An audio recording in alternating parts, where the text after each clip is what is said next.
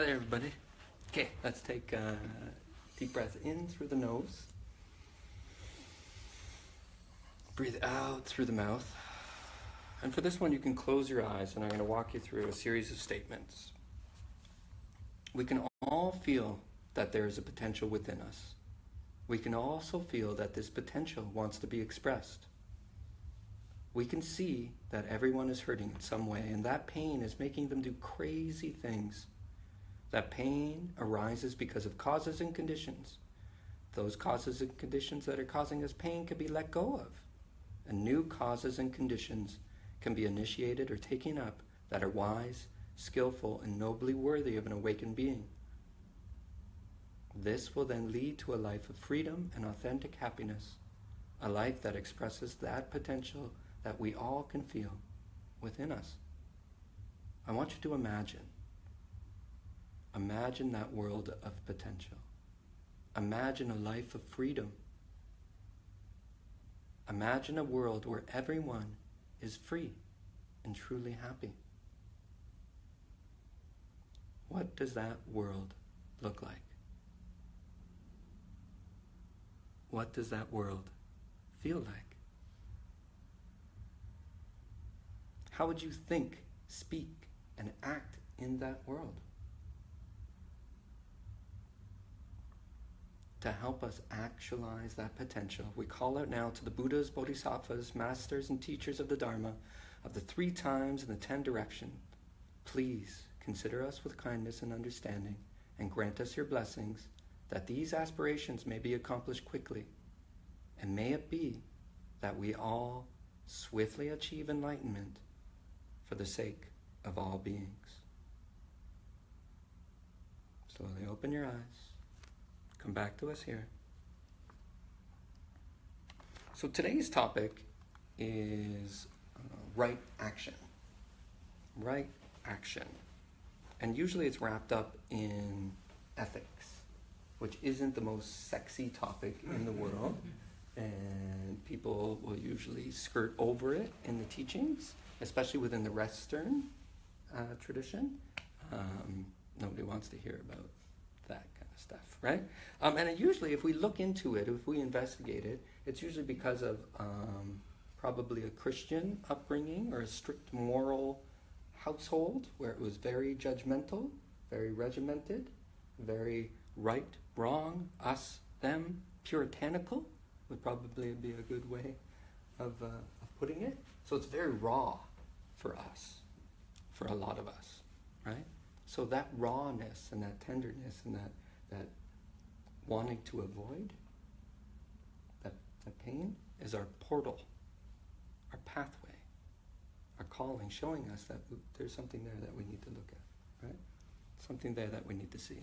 Within the Buddhist tradition, again, a lot of times in a lot of teachings, they will skirt over these type of teachings.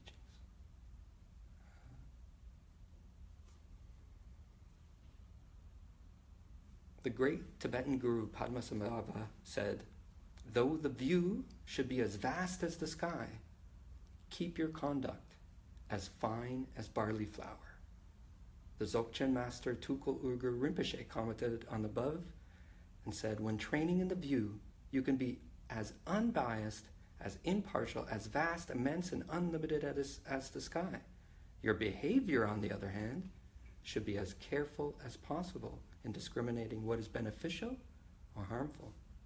One can combine the view and conduct, but don't mix them or lose one in the other, right? In rigidity, right? Righteousness, we talked about that. Zen master Thich Thich An helps to drive home the idea and reminds us, even enlightened ones do not act contrary to the laws which they have transcended. How much more do these laws apply to the unenlightened? Right? So right action can be seen as paying attention to our life in such a way that we are living it wisely, so that we may be free from remorse and blame. Because as you go deeper into your own, or the reveal more of your own Buddha nature, the more like your actions will start to just become better. But then in the Vajrayana practice, in some of the preliminaries, they do the Vajrasattva. Remember, was everybody here when I did the 100-syllable mantra last week? Right? And it's interesting is that, so I've done a lot of those, and I didn't know, I just like, all right, my teacher said to do it, and I was like, okay, I'm going to do this, right? And at one point, just like remorse burst from me, like, oh man, wow, right? Like where I was able to finally see like those times where I was a little bit unskillful in my life, right? And like, well, I don't want to feel that way again. I don't want to have that opportunity be missed this time, where I can respond differently. And we talked about it lots of times, right? An easy way, wholesome, unwholesome. Blessing, burden. Right? A doorway into that, your speech. It's a good indicator, a good revealer of the moment for you. A lot of people who are committed to the way of awakening take on the 5 precepts. And usually the 5 precepts are brought to us as, please don't kill. Please don't steal. Please don't abuse sex. Please don't lie. And please don't take anything that will dull or fog up your mind, leading to heedlessness. Right? Usually it's a lot more strict than my words. Yeah. Those Theravadins, right? I'm very... right? One of my favorite interpretations of the precepts is through Zen Master Thich Nhat Hanh. He calls it the mindfulness training. And I've only had a couple teachers when I've had the precepts trainings or talking about right action, right?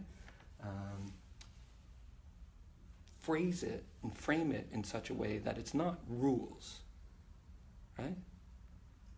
It's trainings, opportunities, right? Opportunities for you to deepen and enliven your practice, right?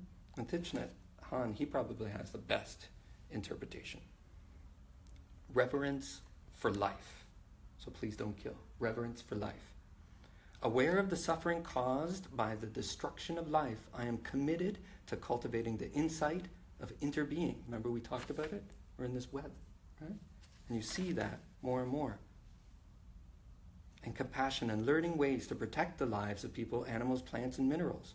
I am determined not to kill, not to let others kill, and not to support any act of killing in the world. In my thinking, or in my thinking, or in my way of life, seeing the harmful actions arise from anger, fear, and greed, and intolerance, which in turn come from, we talked about it during Zen tea, a dualistic mind, discriminative thinking, grasping, right? I will cultivate openness, non-discrimination, and non-attachment to views in order to transform violence, fanaticism, and dogmatism in myself and in the world. Like we could do a whole week of teachings just on that thing right there. Holy. Right? Please don't kill. Is how it's usually framed. Right? Reverence for life. True happiness. Please don't steal. Aware of the suffering caused by exploitation, social injustice, stealing, and oppression, I am committed to practicing generosity in my thinking, in my speaking, and in my acting. I am determined not to steal, not to possess anything that should belong to others, and I will share my time, energy, and material resources with those who are in need. I will practice looking deeply to see that the happiness and suffering of others are not separate from my own happiness and suffering.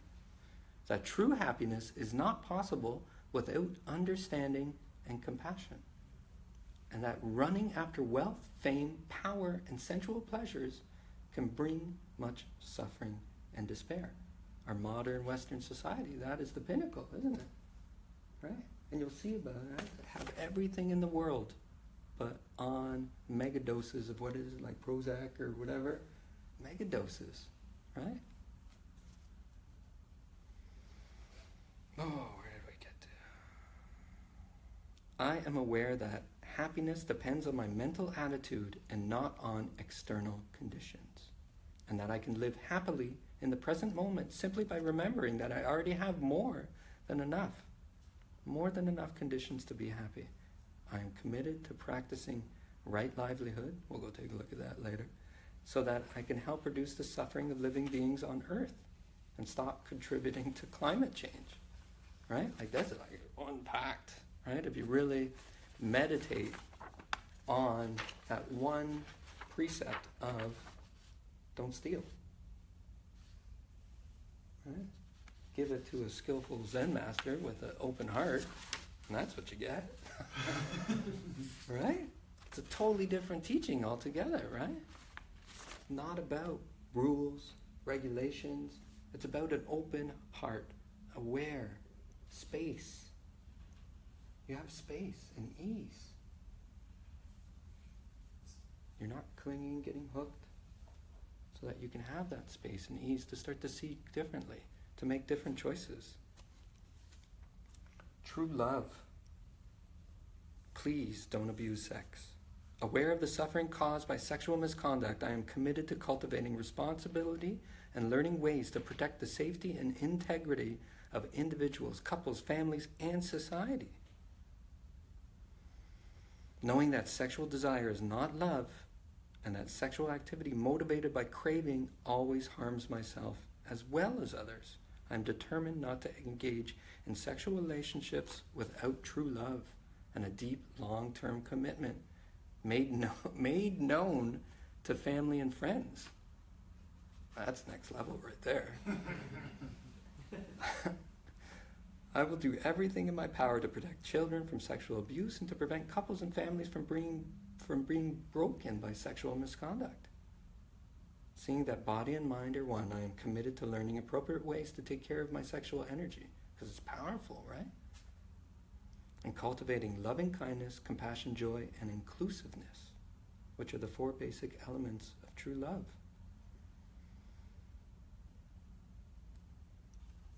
Practicing true love, we know that we will continue beautifully into the future.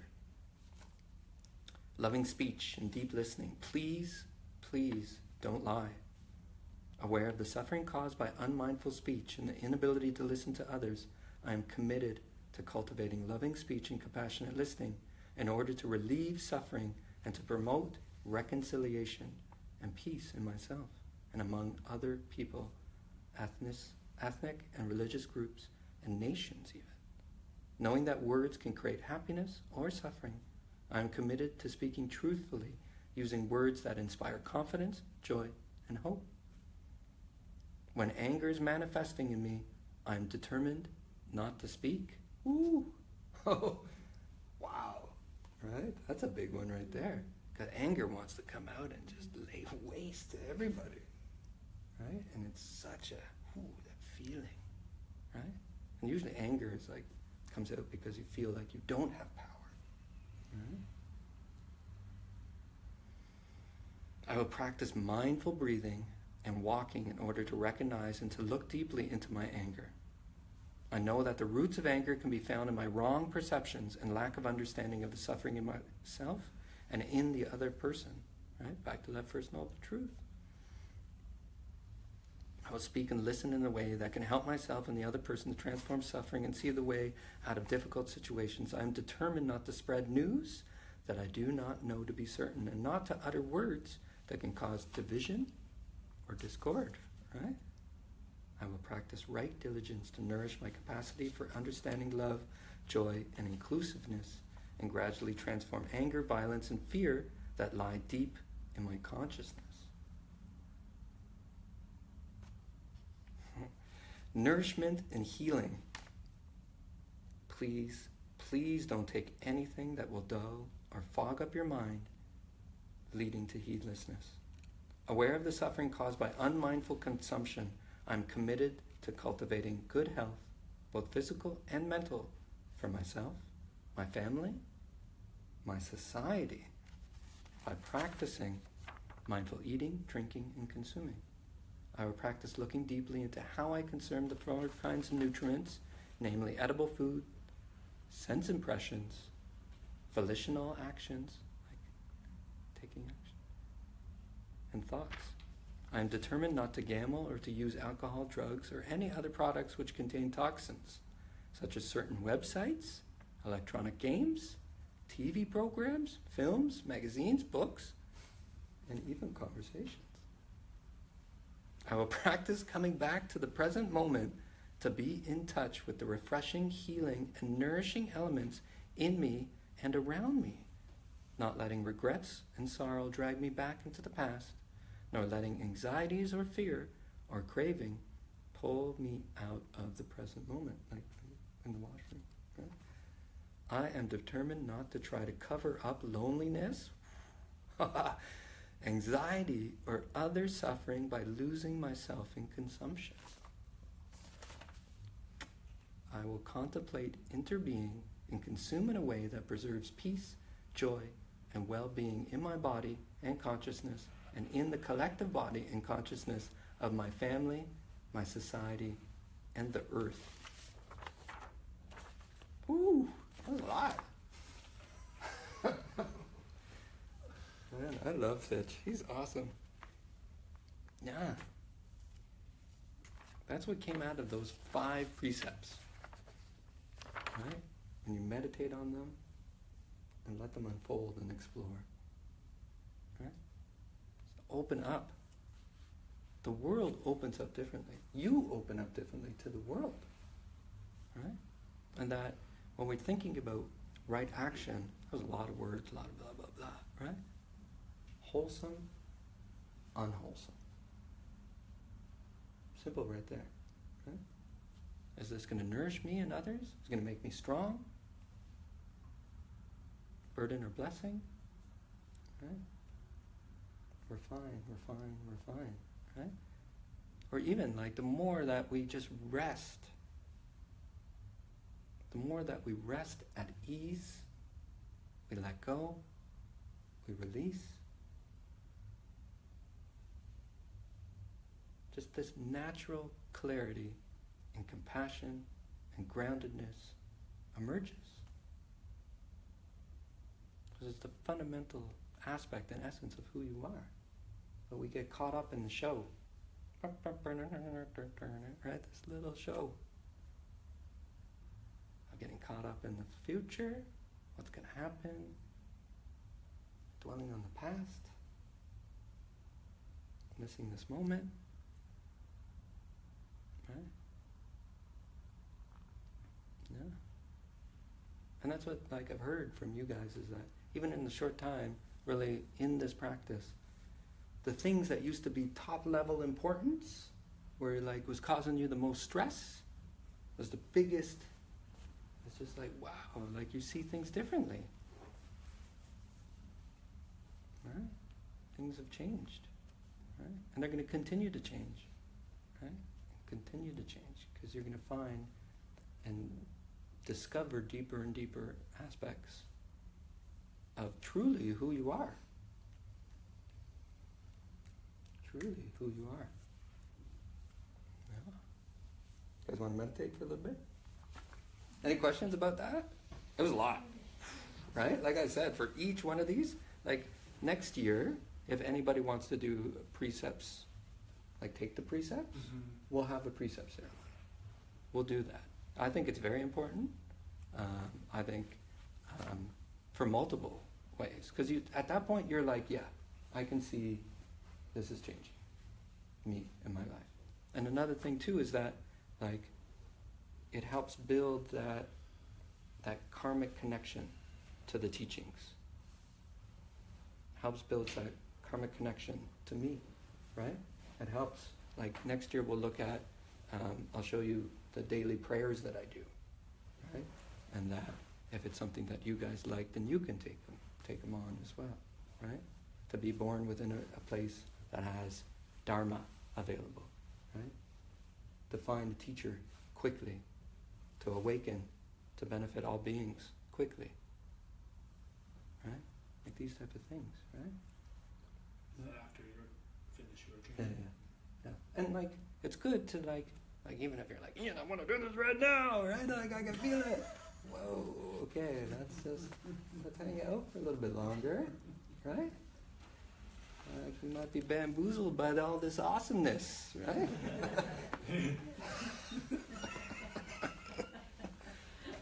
Right? And let's see, right? Because let's see, when your life goes sideways off the rail, are you still going to make time for your practice and support? Or are you going to be too busy? Right? And these are all stories we make for ourselves. Right? And you'll be able to start to see these stories quicker and quicker and quicker. Right? And that this time together is rare. It's precious. You don't understand. Every day, how many times I just am like, I am so thankful that we have this opportunity to hang out. I'm so thankful that I've discovered the teaching. So thankful that I was blessed to have just my teachers magically come into my life. Yeah. Because it has transformed me completely. And I want that for all of you. Right? I want you guys up here to be confident enough, transformed enough in your own life that then you can share the teachings with other people. Right? Yeah. I'm in the business of creating Buddhas, revealing Buddhas, chipping away at everything that you think you are to reveal. Right? Yeah. Anyway, let's meditate, okay? Find a comfy position, right? If you're sitting on a bolster, sorry guys. If you're sitting on a bolster, sit toward the front of that bolster. What I find, open your arms, and then like tilt them so your heart opens up, right? And come down, right palm underneath, left palm on top, thumbs touch, and then once you get here, boom, just let the shoulders drop. That upper body should trust and rest on the lower body, right? That sort of like effortless ease in that upper body. For this, I recommend eyes open. Find a spot comfortably on the floor in front of you. And we're not going to hone in like a laser, but just rest your awareness on that spot. Once you've sort of anchored into that spot, then release into the spaciousness of the room around you. Keeping that anchor spot, but softly releasing. Okay? Take a deep breath in through the nose. Breathe out through the mouth. Mindfully aware of the floor beneath you, the cushion, your body on the cushion.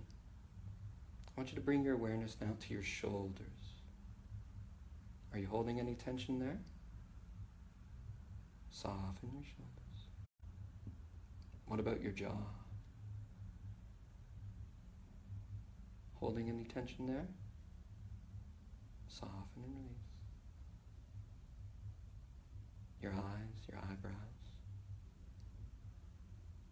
Soften those areas.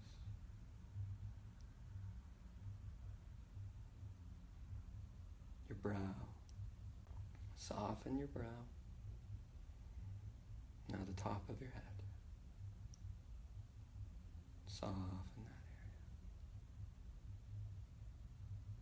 Take a deep breath in through the nose. Breathe out through the mouth. Mindfully aware of the floor beneath you, the cushion, your body on the cushion. With each out breath, we allow the body to settle in a little bit more deeply. We release a little bit more fully. With each out breath,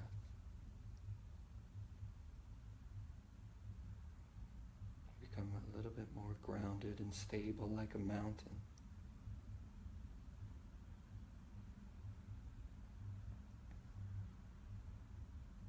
We're going to use that tactile sensation of the rise and fall of the breath, wherever you can feel it, the chest or the abdomen, as part of your anchor as well.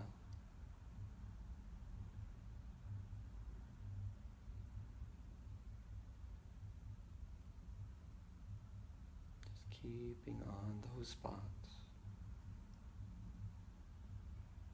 Spot on the floor, spaciousness of the room, tactile sensation.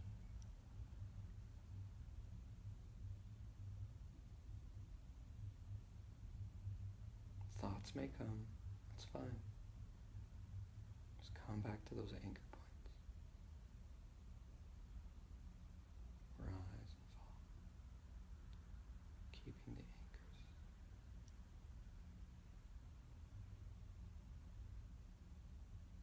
If you are using a koan, you can use the koan.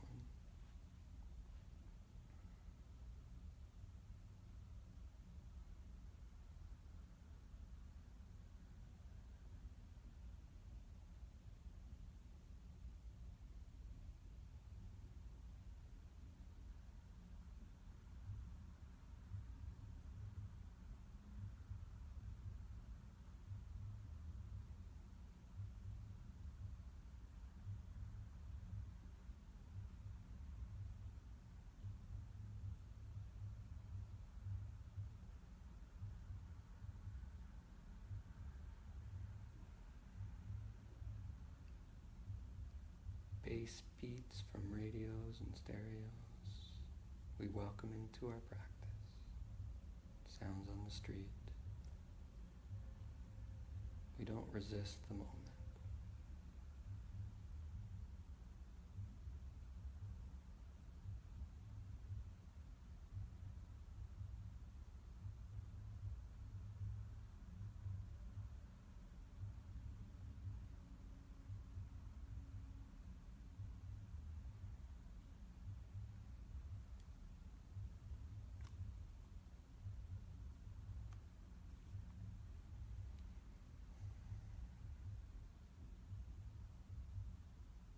It said that tremendous energy and blessings and merit is accumulated from these moments where we come together to share that Dharma, to share community, to share the moment.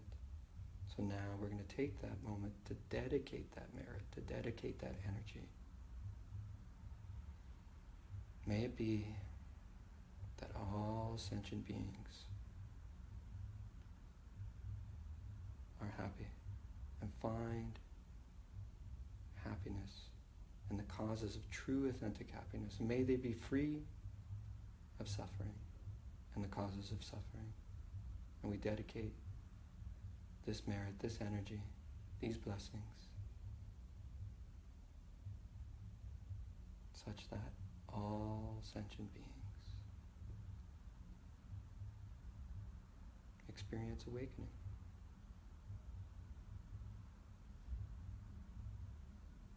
Take a deep breath in through your nose.